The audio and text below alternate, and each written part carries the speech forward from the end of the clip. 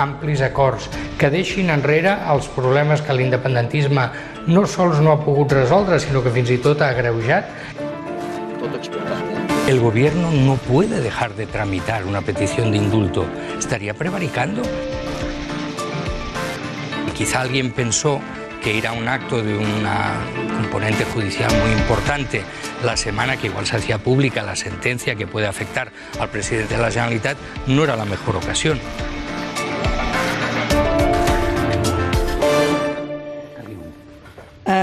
Miquel Iceta ja ens acompanya i mira, vull dir-ho, li agraeixo al senyor Iceta que estava lloant aquest espai, aquest cafè d'idees que hem construït, sobretot per les persones que han estat darrere de dissenyar-ho, que m'estava dient que li agradava. Sí, jo suposo que han cercat un cert caliu i crec que l'han trobat i està molt bé. És el caliu que li falta a la política, potser? Bueno, a la política a vegades li falta, però a vegades li sobra.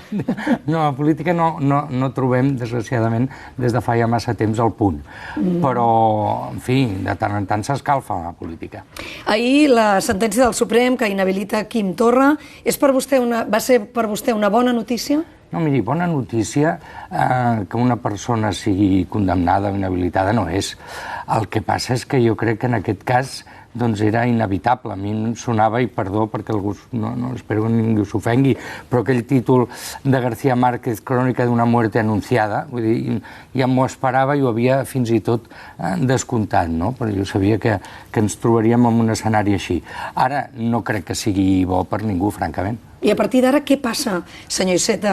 Vostès, el PSC, Ciutadans, han anunciat que intensificaran les trobades per intentar trobar una resposta conjunta. És així? Es posen a treballar plegats? Conjunta. A nosaltres el que diem és que, com a socialistes, però jo suposo que altra gent pot coincidir-hi també, necessitem un govern i un president com més aviat millor, i un govern i un president que no estiguin en funcions, amb tots els ets i uts, i nosaltres voldríem que les eleccions es produïssin com més aviat millor. I per això més aviat demanàvem directament al president Torra que convoqués ell les eleccions, que no esperés a que una sentència ho fes, perquè ens fa l'efecte que ens podríem estalviar 2 mesos d'interinitat. Llavors, això és molt difícil perquè el Parlament té la majoria que té i per tant, jo crec que ens veurem abocats en unes eleccions que, si no hi ha, diríem, novetats, doncs podrien ser o el 31 de gener o el 7 de febrer. Ara, si les poguéssim fer abans, jo crec que aniria millor per tothom. Però quin marge legal hi ha per fer-les abans? Anem a veure. Ara realment només hi hauria un, que és posar-se d'acord amb el que jo dic, un candidat instrumental que fos president amb el compromís de, un cop elegit, convocar eleccions immediatament. Això és l'única de les que jo sé. I aquest candidat instrumental sortiria d'un acord entre vostès, Ciutadans, PP... No, amb això no n'hi ha prou. Comuns? Els comuns? Sí, però... Tampoc n'hi ha prou. Tampoc n'hi ha prou.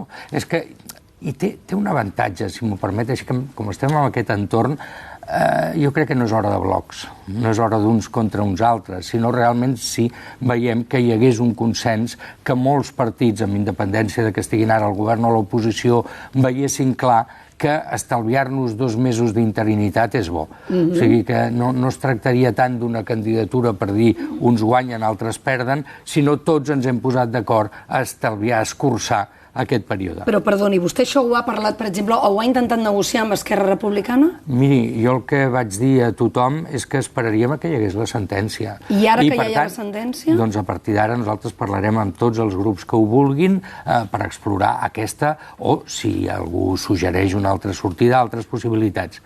Ara, si vostè em preguntés, que segur que ho farà, diu, però això pot tirar endavant, jo ho veig molt difícil. Jo en aquests moments el que penso és que tindrem aquestes eleccions a finals de gener, principis de febrer, i que aquest és l'escenari en el que treballem. Abans, quan ha parlat de les eleccions gener-febrer, ha dit si no hi ha cap sorpresa, no se m'ha escapat que ho ha dit.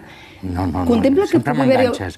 Sempre m'enganxes. Però contempla, senyor Iceta, que pugui haver-hi alguna sorpresa per part d'aquí? És a dir, ara, d'alguna manera, jo entenc que tot això està en mans a la taulada d'Esquerra Republicana i del president del Parlament, Roger Torrent. Sí, però imagini's... Què li demana vostè, Torrent? No, jo el que li demano és que faci el que li correspon de la forma més ràpida i institucional possible. Ara el que toca és que el president del Parlament cridi a consultes als caps dels grups parlamentaris per veure si hi ha un candidat o candidata que vulgui anar a la investidura, i això és el que ha de fer.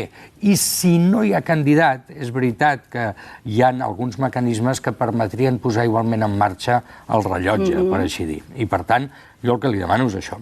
Sorpresa, home, imagini's que d'aquí un mes algú pensa que és hora d'investir un president. Imagini's que Carles Puigdemont, de cop i volta, diu: escolti'm, per què no triem un president independentista ja que tenim majoria independentista? I convenç els altres grups independentistes d'aquesta investidura. Això canviaria el calendari, el panorama. Crec que passarà, miri, no ho sé, el que passa que, com les coses que no depenen d'un, un ha de tenir previst una mica tots els escenaris i imaginar coses que puguin passar. Jo, des del meu punt de vista, el que crec que passarà és que anirem a aquestes eleccions al febrer, però no es pot mai descartar alguna sorpresa. Vostè ha dit, imagini's que Carles Puigdemont diu això, perquè vostè pensa que és ell, en realitat, qui mana des de Waterloo. Bueno, qui mana? En aquest cas, en fi, a mi em sembla que el president Torra tenia la idea de convocar eleccions perquè es produïssin a l'octubre, i va ser, sembla perquè jo no hi era, que a la trobada que van fer amb Carles Puigdemont, en Carles Puigdemont li va dir: mira, necessitem més temps i per tant a mi no m'interessa o no vull o no és el millor, en la meva opinió, doncs precipitar eleccions. I el president Torra li va donar la raó i fins i tot va canviar el govern, quan ningú tampoc ho esperava. Amb aquest canvi de govern no estava al guió. Senyor Iceta, digue'm alguna cosa bona de Quim Torra, alguna cosa que hagi fet bé com a president. Miri, li diré dues coses. Una, crec que és una persona molt sincera. Li dic de veritat, tampoc puc dir que el conegui personalment moltíssim, però jo amb la relació que he tingut amb ell, o per exemple, jo no sé si heu llegit, aprofitant aquest entorn, doncs l'entrevista que va fer a VilaWeb, i de cop i volta va dir: no, el gran problema per la independència és l'autonomia. Més sinceritat, altra cosa és que estiguis d'acord o no.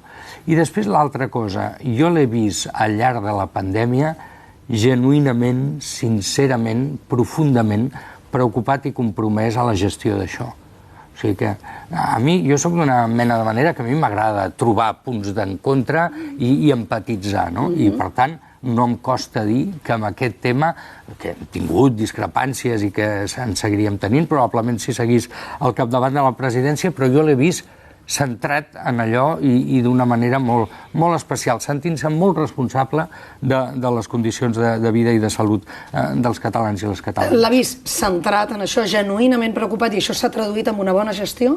No, això li diria que no. Jo, per exemple, jo no puc canviar les coses que he dit. Vam tenir el darrer debat que vam tenir al Parlament, que va ser el debat sobre l'orientació política general del govern, i jo vaig fer algunes crítiques, i per exemple una molt senzilla.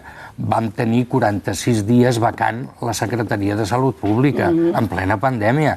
Jo ho trobo, en fi, inconcebible, no? I per tant, el fet que un estigui preocupat, centrat en una cosa, no necessàriament implica que totes les decisions que pren siguin correctes. Però l'actitud, jo crec que va retrobar una mica la seva presidència precisament amb això, perquè segurament tot l'altre era més o instrumental o secundari, o com ell ha dit. Clar, ell va dir: jo no he vingut aquí a presidir una comunitat autònoma.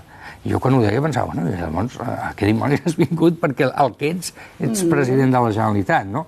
I jo crec que la pandèmia va orientar, va forçar, va conduir una feina que, amb independència de que tingui discrepàncies, jo crec que la va fer des de la sinceritat i des de la integritat que han de caracteritzar un dirigent polític. Sí, està tan preocupat, genuïnament preocupat, ha dit vostè, per la pandèmia.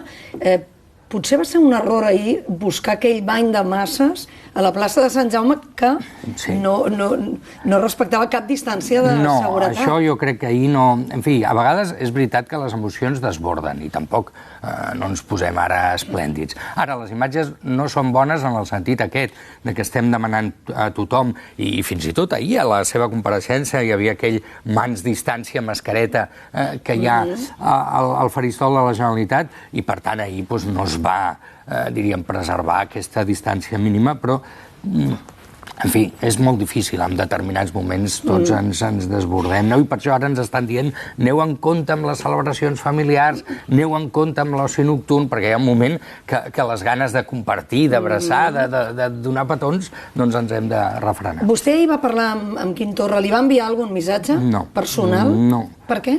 No té prou relació com per... Ni tinc prou relació, ni crec que res que li hagués pogut dir ahir hagués estat, des del seu punt de vista, una aportació positiva, perquè imagina't que li faig un missatge, ja t'ho deia! No, clar, jo a vegades m'han preguntat, no?, i quan passen aquestes coses, quin sentiment tens? I jo sempre dic, un cert sentiment d'impotència, perquè nosaltres hem advertit sobre les conseqüències de determinades decisions i quan es produeixen, doncs no deixes de tenir aquest sentiment de, ostres, potser no he fet prou, potser no els he convençut, potser no s'ha trobar l'argument. Per tant, jo crec que ahir era el dia que ell va decidir. També es va veure, jo vaig seguir la seva intervenció, el seu discurs, es va adreçar particularment als seus. És veritat, va haver un moment que va fer una crida a la responsabilitat de l'oposició, però en general era un discurs, per dir-ho així, pels seguidors del projecte independentista. Quim Torra inhabilitat i ahir el PSOE, en concret la vicepresidenta Carmen Calvo, ja va dir que Torra no podrà seure a la taula de diàleg com a president. És que no ho és. Es va decidir... Per tant, li vull demanar la seva opinió. Segueixi amb la mateixa sinceritat. Sí, total. Vostè creu que en aquesta taula de diàleg hi ha de seure Quim Torra? No, perquè és que és una taula entre governs i ell ja no és membre del govern. Però a l'anterior taula no hi van anar membres de governs. Per part catalana. Per part catalana. Però jo crec que això és des del meu punt de vista, és un error. O sigui, quan es va crear la taula es va insistir en que fos de governs. Cosa que també li he de dir, a mi m'estranyava una mica, perquè taules entre governs hi ha la comissió bilateral, hi ha la comissió d'economia i fiscal, hi ha la comissió de traspassos i transferències, és a dir, hi ha moltes comissions ja formalitzades institucionals. Jo pensava més aviat que ara el que convenia era complementar-ho amb una taula, per dir-ho així, més política de partits i no de governs, que ja tenen els instruments habituals de relació. Però, en definitiva, es va decidir fer una taula de governs i, per tant, el normal és que vagin membres dels governs, si no, no s'hagués dit una taula pel diàleg configurada pels dos governs. Però, en canvi, per la part catalana, com vostè diu, no hi van anar membres del govern. Però fixi's, és que jo crec que el president Torra, i en fi, ell m'excusarà si ens està sentint, però és que ell no hi creu. No hi creu en aquesta figura perquè desconfia absolutament de l'altra part, del govern d'Espanya, i a més és que l'estiu, no aquest, sinó l'estiu passat ja ens ho va dir. Diu, jo crec que l'estratègia ha de ser de confrontació. La seva lògica és absolutament diferent. Ahir també va parlar de ruptura democràtica. Tu, si parles de ruptura democràtica i desobediència, és un camí absolutament diferent del de la taula del diàleg. I, per tant, a vegades, com es diu en castellà, no li pidamos peras al olmo. Vull dir que Quim Torra pensa en un altre camí, en una altra lògica, que no és el de la taula del diàleg. Em diu que Quim Torra no hi creu en la taula de diàleg, pensa en la confrontació.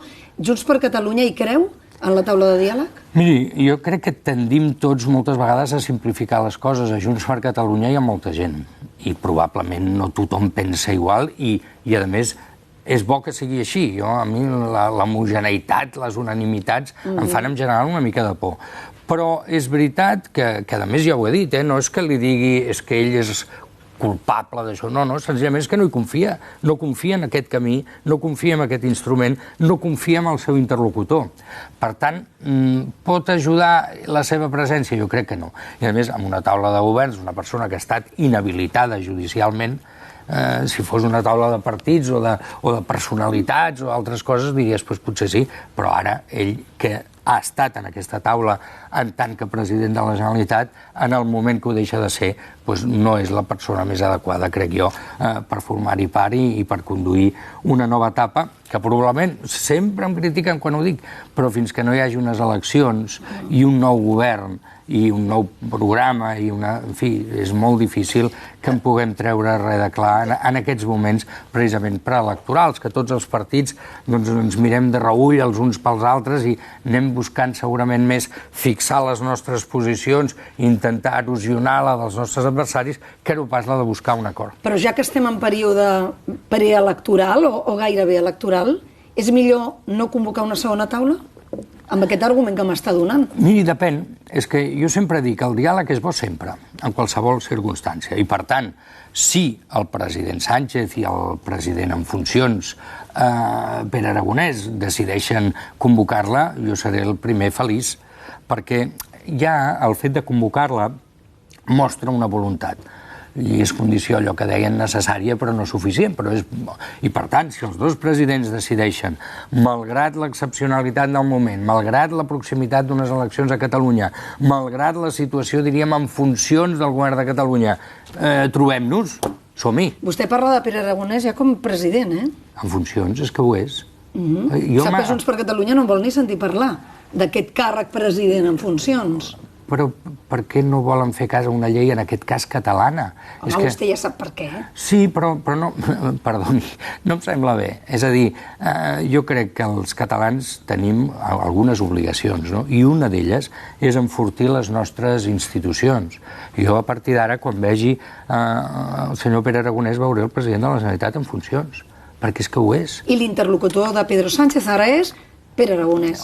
Forçosament, és qui encapçala el govern català. És que es va decidir, repeteixo, no ho vaig decidir jo, fer una taula de diàleg entre governs, que la convocaven de comú acord els dos presidents. Doncs ara el president de la Generalitat en funcions és Pere Aragonès. Ara em diuen, perquè avui he llegit la premsa molt apressadament, no, hi ha un document, hi ha un acord entre Esquerra i Junts que és una presidència en funcions, per dir-ho així, o diluïda, o matisada, o compensada. També li diré, no em sembla bé, però si s'han posat d'acord amb això, i per què no em sembla bé? Perquè a mi em fa l'efecte que ens hem de fer respectar. I per fer-se respectar, la institució és la institució, el president era el president i el president en funcions és el president en funcions. Jo això sóc un pèl reconsagrat. I Pedro Sánchez ara hauria de demanar una reunió formal amb Pere Aragonès, vostè li ho recomanaria? Miri, més que demanar, jo crec que el que han de fer, que suposo que fan, és parlar, com sempre. I ho han fet? No en tinc ni idea. Li consta si Pedro Sánchez ahir, per exemple, va trucar a Pere Aragonès? No tinc ni idea. Segur que no té ni idea? O no m'ho vol dir? Probablement també li diré, si ho sabés, segurament per discreció no li diria, però és que no ho sé. M'ha parlat de les eleccions, de la importància de les eleccions i fins i tot ha dit d'un altre escenari, però vostè sap, Miquel, que totes les enquestes auguren que pràcticament es pugui repetir el mateix escenari electoral. És més, hi ha enquestes que parlen que l'independentisme podria superar el 50% dels vots. Què canviarà llavors? Bueno, hi haurà una majoria independentista i hi haurà un govern independentista. Jo amb això estic bastant convençut. Si tornen a sumar, sumaran. Ara és veritat que sembla que van una mica, amb perdó de l'expressió, a matar de golla, no? Van una mica amb unes diferències polítiques i unes discrepàncies molt grans. Però si poden tornar a sumar, tornaran a sumar. I això també la ciutadania ho ha de saber, o perquè li sembli bé, o perquè cerqui una alternativa. I jo crec que seguir igual no ens convé. Ara, és la meva opinió, és l'opinió del meu partit, i això, en definitiva, el que pesa, el que compta, és l'opinió dels catalans. I sobre això del 50% és curiós, perquè tots els que treballen aquestes coses diu sí, poden tenir el 50% sempre que voti menys gent que l'altra vegada. Bueno, en fi, en política és veritat que la legitimitat et ve del vot, participi tothom o només la meitat. Ara, jo espero que si es dona aquest escenari tothom serà conscient del que ha passat, no? Però vostè sap que una sentència com la d'ahir el que fa precisament és mobilitzar el vot independentista, no? No ho sé, perquè jo també conec molts catalans que no els agrada tenir un govern que no accepta la legalitat. O sigui que, en fi, a mi no m'agrada donar res per fet perquè seria una manca de respecte als electors. No només dic els que em puguin votar a mi, sinó tots en general. Però abans m'ha semblat que ho donava com per fet. Ha dit, hi haurà un govern independentista. Sí, hi ha majoria. Sí, hi ha majoria. Clar, arribats a aquests punts, els periodistes sempre li preguntem el mateix i vostè sempre ens contesta el mateix quan li diem o li parlem de la possibilitat d'explorar un tripartit. La possibilitat que PSC pogués unir-se amb Comuns i Esquerra Republicana. Jo la veig impracticable, perquè crec que el problema, i potser a la política catalana, però també a la política espanyola, estem massa fixats en qui pactes, no? Però el problema no és amb qui, el problema és per fer què. I llavors, clar, jo veig molt difícil que de cop i volta Esquerra Republicana digui que la propera legislatura no és per la independència o per un referèndum sobre la independència. I els socialistes, amb un govern que el que plantegi és la independència o un referèndum per la independència, no hi serem. Però Esquerra Republicana sempre ha volgut la independència. I bé que varen poder governar fa uns anys. Clar, però vostè I eren llegeixi... igual d'independentistes a Esquerra, ara que abans. Sí, però vam escriure un programa de govern, el Pacte del Tinell, on no hi havia la independència ni un referèndum sobre la independència. Per això, si Esquerra Republicana torna amb aquella posició, vaya usted a saber. Ara, jo puc preveure que això es produeixi? Crec que no. Hem de ser tots molt sincers. Jo crec que Esquerra Republicana difícilment es mourà de la trajectòria que ha seguit els darrers anys, i això fa impossible una col·laboració de govern entre ells i nosaltres. Amb els comuns no ho sé perquè no ho sé. Què? Els comuns què? No, que amb els comuns no ho sé perquè no ho sé. Com els veu, els comuns? Miri, jo tinc bona relació amb ells. Són un partit amb els que estem governant molts ajuntaments, amb el que estem governant a Espanya. Són partits diferents, però tenim algunes arrels comunes. Són partits d'esquerres, hem format aliances i governs al llarg de més de 40 anys i tinc bona relació. És un altre projecte polític, diferent al meu, però hi tinc bona relació. I a mi no... En general no m'agrada parlar malament de ningú ni criticar ningú. Jo crec que els partits ens hem d'esforçar molt més en explicar amb convicció el nostre projecte que no pas intentar desmereixer el dels altres. Clar, el que passa que són socis de govern, com vostè diu, i ahir quan jo sentia el ministre d'Universitats, Manuel Castells, que va dir que era exagerada la inhabilitació de Quim Torra, ho va dir en una entrevista en aquesta casa Televisió Espanyola, a vostè... No sé per què no he parlat amb ell, però imagini's que el Tribunal Suprem l'hagués inhabilitat només per un dia, el president Torra. Només per un dia, en comptes d'un any i mig. Estaria inhabilitat igual i hauria de deixar de ser president de la Generalitat igualment. És a dir, a què es referia com a exageració?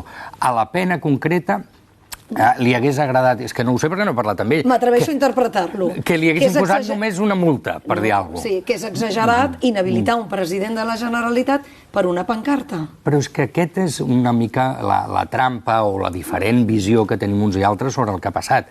El president Torra no l'inhabiliten per una pancarta. L'inhabiliten per desobeir de forma conscient la Junta Electoral. I jo sempre dic que els polítics, que tenim moltes possibilitats i fins i tot alguns diuen privilegis, hi ha un que no el tenim. No ens podem saltar la llei. I menys doncs, el president de la Generalitat, que és president de la Generalitat, president del govern, màxim representant de l'Estat a Catalunya, no pot desobeir la Junta Electoral en un període electoral. I algú dirà, home, però això és molt dur. No dic que no, ja no entro en la qüestió, però sí que dic que la llei no te la pot saltar. És una mala comparació la que ara faré, no? Però imagini's que hi hagués una persona que estigués molt convençuda de que aniríem millor a Espanya si conduíssim per l'esquerra i no per la dreta. I que decidís un dia, doncs, escolta, per donar exemple faig això. Oi que diríem, no vas bé. Si vols fer això, has d'intentar convèncer que es canviï el codi de la circulació, però tu no te'l pots saltar. Llavors, si a més ets un polític i a més tens un càrrec electe, a més la teva legitimitat ve d'unes eleccions, sí, però d'una Constitució, un Estatut i una llei electoral, no te'ls pots saltar. És la meva opinió. Hi ha qui diu, sí, s'ha de desobeir i predicar amb l'exemple. Bueno, però jo no penso això. I a més sempre faig la mateixa pregunta. Què hi hem guanyat amb aquesta via? Perquè jo crec que a mesura que ens acostem a les eleccions haurem de fer un balanç molt sincer, objectiu, en el qual hi haurà perspectives diferents. Però què hi hem guanyat? O sigui, quina actitud de desobediència ens ha fet avançar com a país? I jo, la veritat, no la sé veure. I respecto absolutament totes les opinions. Però crec que és un camí condemnat al fracàs.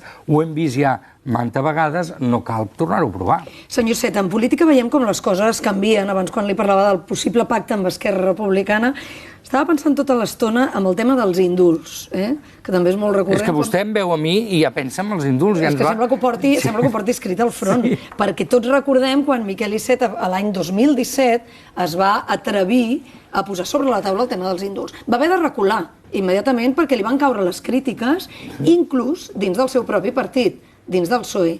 En canvi, ara el Partit Socialista proposa aquesta tramitació dels indults i vostès en parlen ara dels indults amb tota tranquil·litat. Amb tota tranquil·litat em sembla que no. Què ha canviat? Li vull preguntar, què ha canviat? Ha canviat el PSOE, ha canviat els seus votants? És que no ha canviat... Han canviat moltes coses, però algunes segueixen igual. Si una persona condemnada demana un indult, el govern té l'obligació de tramitar-lo. És que no pot guardar-ho en un calaix. Dir, mira, com aquesta persona no em cau bé, doncs no li faig cas. No, l'ha de tramitar. Això vol dir necessàriament que l'ha de concedir? No. Vostè creu que ho concedirà? No tinc ni idea. I li he de dir, precisament per responsabilitat, perquè em sento part d'aquest govern d'Espanya, no m'hi pronunciaré. Ara, vostè recordava l'inici. L'inici va ser molt senzill. Jo vaig anar a Can Basté, a RAC1, i em van preguntar, escolti, vostè és partidari de l'amnistia? I jo vaig dir, miri, no, de l'amnistia no. Dic, però sempre es pot demanar un indult. I a partir d'aquí el Miquel Iceta proposa, etc. No? Com és la política. I, per tant, jo el que crec que ens convé a tots és pensar en escenaris de reconciliació, en escenaris de superació d'un problema. I és obvi que per superar aquest problema hi ha una qüestió que és clara, que és que hi ha gent que està complint una condemna, gent que porta més de 3 anys de presó, i que això és una qüestió que caldrà abordar. De quina manera? Doncs el govern d'Espanya ha obert 2 vies. Una obligada, com hi ha una petició d'indult, l'està tramitant. I una que no és obligada, sobre la qual es va pronunciar el president del govern i el ministre de Justícia, que és revisar el Codi Penal. Perquè, efectivament, molts jutges europeus ens estan dient això que vosaltres teniu tipificat com a sedició no ens lliga amb l'ordenament, les lleis que tenim en els nostres països. I, per tant, hi ha una voluntat d'homologar en aquest punt el Codi Penal a la legislació que altres països europeus tenen. I hi ha una voluntat també per part del govern espanyol de facilitar quan abans millor la sortida dels presos. Bueno, com més aviat millor. Com més segur, millor, i com millor, que diria el president Rajoy, no? Perquè recordem algunes coses. Per exemple, si es canvia el Codi Penal, que es pot canviar, s'ha de canviar. Però, finalment, qui haurà de decidir l'aplicació d'aquell nou codi a aquesta circumstància és el Tribunal Suprem. I hi ha gent que diu, hosti, però no ho diguis això, perquè sembla que tires aigua al vi. No, i m'agrada explicar les coses tal com són.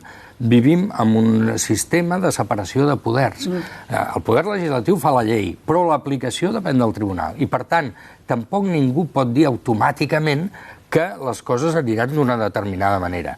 Sembla evident, i a mi m'ho sembla, que les condemnes que van recaure sobre els dirigents independentistes, algunes són molt llargues. I crec, primer... Quines li semblen molt llargues? Home, 13 anys de presó em sembla llarguíssim. Molt. I 11 anys? A mi tot el que... Algunes em semblen llargues? A mi tot el que sigui més de 4 anys em sembla moltíssim. O sigui que totes les condemnes... A mi em semblen molt llargues. Els presos independentistes li semblen llargues. Si són condemnes, per dir-ho així, efectives.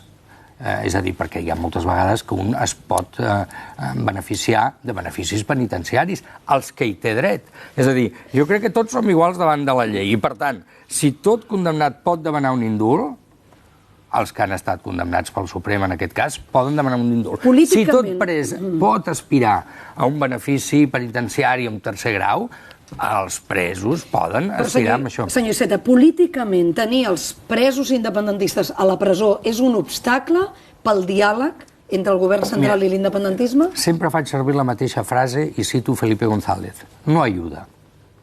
Que és el que ell va dir la primera vegada que jo recordi que algú amb una certa responsabilitat... Ara, també diguem-ho, van cometre algun delicte? Jo crec que sí. Al tanto, perquè... Sí, però se me'n va. Quan em diu això, se me'n va la resposta. No, potser no li dic el que vostè voldria exactament que li digués. No vull que em digui el que... Vull que em digui el que em pensa de veritat. Perquè l'altre dia, li dic perquè va estar aquí assegut Jaume Collboni i em va semblar que ell clarament deia volem derrotar democràticament l'independentisme, apostem pel diàleg i tenir els presos. No ajuda. Els polítics independentistes no ajuda. I, per tant, el govern explora políticament la possibilitat que puguin sortir. No, està explorant vies, però també a mi m'agrada molt, quan hi ha aquests debats, parlar de les dues parts, perquè sempre es diu, i el govern d'Espanya quins gestos fa?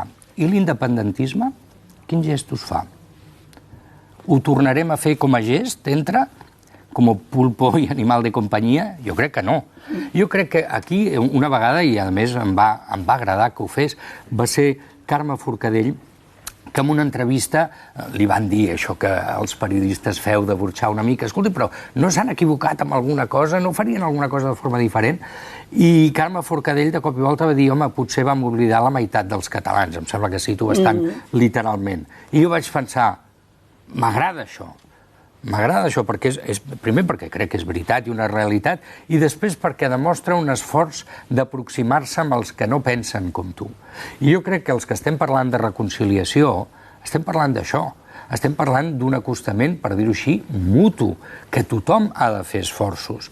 I llavors, jo sempre dic, els independentistes mereixen, per dir-ho així, un càstig tan sever? Dic, crec que no. Ara, un premi tampoc, perquè jo crec que es van equivocar molt i segurament de forma... no és el que ells volien, però jo crec que han perjudicat al conjunt dels catalans, amb ells els primers, però tots els altres al darrere. Però agafo el seu argument, ja que vostè ha entrat amb anys, ha dit 13 anys és molt, 11 anys és molt, tot el que sigui... A veure, n'han complert ja gairebé 3. 3. Per això. Ja els hi toca sortir en llibertat? Quan ho decideixi, qui ho ha de decidir? És que també aquesta cosa... Els polítics... Sí, però concedir un indult està en mans del govern. És una decisió política. Doncs quan la prengui el govern, si és que la pren... I políticament per això li demanava la seva opinió. Però jo amb això crec que per respecte institucional hem d'esperar que sigui el govern que ho faci. Primer, ha de demanar informes que no tots són fàcils. Ha de demanar un informe al tribunal que va sentenciar. Jo no sé què opinarà el Suprem sobre la possibilitat de que s'escapsi, diríem, una condemna d'aquesta manera. La Fiscalia ha d'opinar, a vegades es demana també el parer de l'autoritat penitenciària, i a partir d'aquí el govern decideix. I és veritat, tots els informes que demana no són vinculants, per tant el govern pot fer cas o pot no fer cas, i ho haurà de fer en el seu moment. I per tant, i és curiós, perquè s'ha obert, no diré de forma simultània perquè no és veritat, però en fi, s'han obert com dos camins. Un és el de l'indult, però l'altre és la revisió del Codi Penal. Per tant, el que crec que no es pot negar és que el govern d'Espanya està obrint perspectives en la línia de superar el problema aquest que no ajuda. I això és veritat que molta gent diu, bueno, fins que no passi no haurà passat. També tenen raó, i per ara no ha passat. Són les 9 en punt del matí. Miquel Iceta, contesti'm amb un sí o un no. Vostè és republicà? Jo sí. Em sabria dir per què no va venir el rei a Barcelona? Perquè és que no m'acabo d'aclarir. Han donat tants motius diversos. Jo me'n recordo molt del meu pare, que va morir jove, que a vegades em feia una pregunta i jo li deia crec, i ell deia creure és no saber. I per tant, jo no ho sé, però a mi em fa l'efecte que el govern va intentar evitar l'eventual coincidència d'una presència amb el rei en un acte judicial amb la sentència que havia de recaure sobre el president Torra. Crec que perquè vostès sabien que la sentència podia sortir... Un dia d'aquests, bueno, però ho sabíem tots. Però no sabien el dia exacte. No, i per això jo crec que el govern deia, home, perquè no us espereu a més endavant i poseu aquest acte més endavant per evitar qualsevol, diríem, interferència que no en té cap. Però tothom hagués fet una lectura. El rei viene a felicitar a los jueces por la sentencia contra Torra, imagines. Jo crec que el govern, si és això, que ja li dic, jo no ho sé, però ho intueixo, el govern va fer bé d'intentar evitar aquesta coincidència, perquè l'obligació del govern, sigui monàrquic, sigui republicà, sigui el que sigui, és preservar les institucions. M'ha dit que és republicà, m'ho ha dit. Sí, el que passa és que també... Perquè veurem un referèndum, república-monarquia?